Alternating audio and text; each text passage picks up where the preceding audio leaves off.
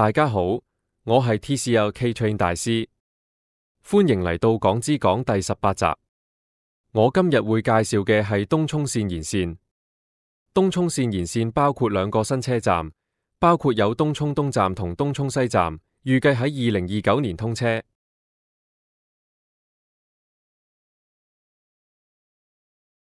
東涌東站位於東涌東新市鎮擴展區南面，為配合原有路軌路段，因此呢個站將會係一個地面車站。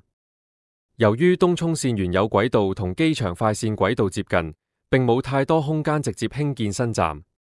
所以興建新站時要將路軌向北改道，連接喺北面興建嘅新車站。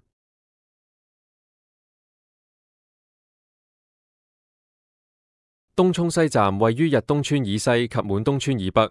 工程主要包括將由東涌站向西延伸約 1.3 公里。屆時滿東村、日東村等居民唔需要再搭巴士去東涌站，再轉乘地鐵。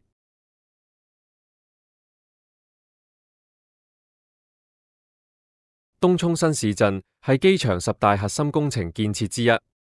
當時新市鎮嘅長遠規劃包括咗進一步填海以擴展新市鎮規模嘅初步建議，喺東涌西部以填海區內預留咗鐵路車站嘅位置。經過多年發展，東涌西填海工程仍未落實，截至2001年該區已經發展屋邨只有日東村。基於區內人口增長放緩，未能為延綫提供足夠客源，政府一度宣布擱置計劃。直到2012年，政府展開東涌新市鎮擴展研究，先再次提出興建東涌西站。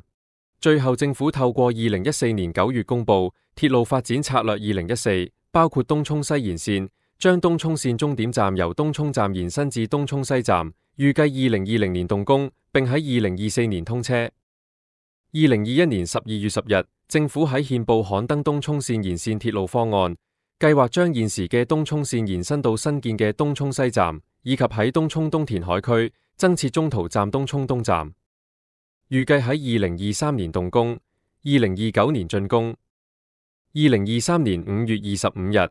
東涌綫延綫項目正式動工。